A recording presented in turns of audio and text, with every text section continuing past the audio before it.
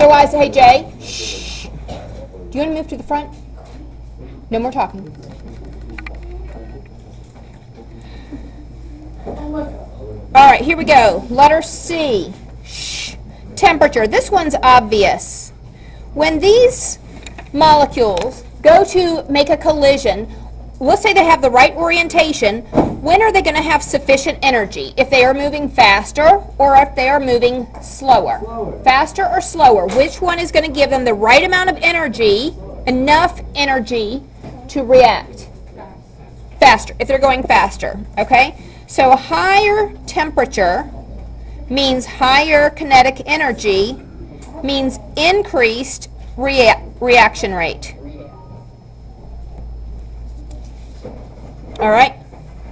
So higher temperatures speed up reactions.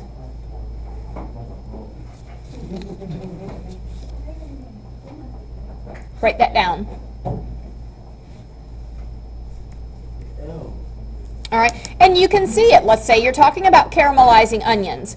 What if you put your stove level on level 2 or level 8? Which one gives you a hotter temperature? Level 8. Which one's going to cook the onions faster? Level 8, because you are at a hotter temperature. Shh.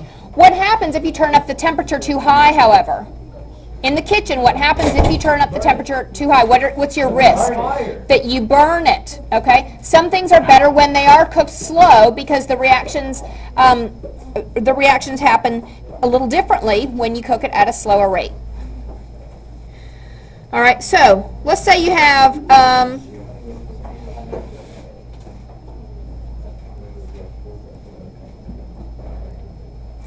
let's say you're cooking your onions at 200 degrees Fahrenheit versus 300 degrees Fahrenheit.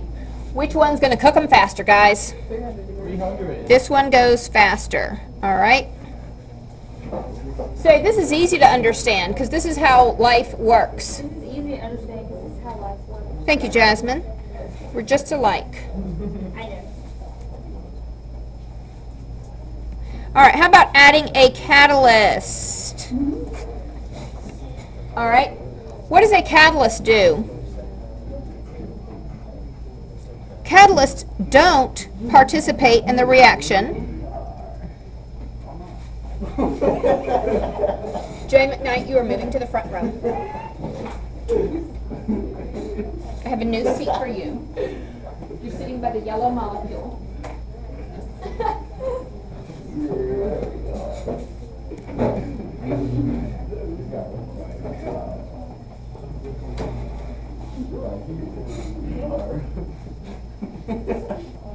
How do catalysts work, Brandon? Do they lower They the... speed up a chemical reaction. But you know, yes, they do. You know how they do it? They lower the activation energy. And you guys drew a picture about this. Do you remember this Aren't enzymes and catalysts? picture?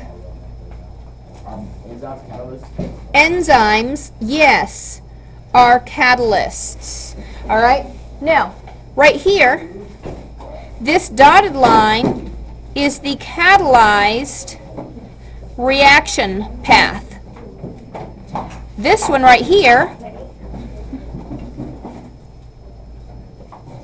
is the uncatalyzed reaction path. All right?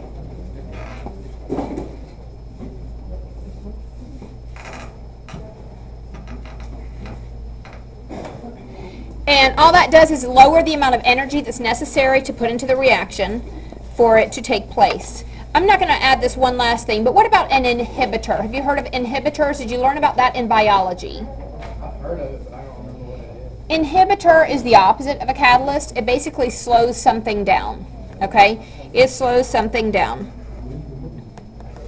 Let's say you're caramelizing your onions and... well, I was going to say something, but it's not an example of this. What happens to your onions if you're sauteing them and you add a bunch of water? Would that speed it up or slow it down? Yeah, now why is it slowing it down? It's getting in the way of the reaction. It's not an inhibitor, and I was trying to think of it as one, but it's not. think back to what's happening to the temperature when you add water from your sink. It's going to cool it down, right? It's going to lower the temperature, so it's going to slow down your reaction. What else? Think about specific heat. Where's that energy going when you add water into the pan? Where's the heat energy from your stove going? To the water and the onions. Now that heat is going to heat up both things. And tell me about heating water. Does it require a little or a lot of energy? A lot. A lot. Water has a very high specific heat. A lot of the joules of energy are going into heating up that water, and it takes a while to get the water back up to the temperature of your sauteing onions. All right? We should have sauteed onions for your birthday celebration next. And we could put them on pizza. Tomorrow. Why aren't we doing that? That's chemistry. Hey, buddy. You're right. Pizza does make good burgers. The effects of cooking heat. How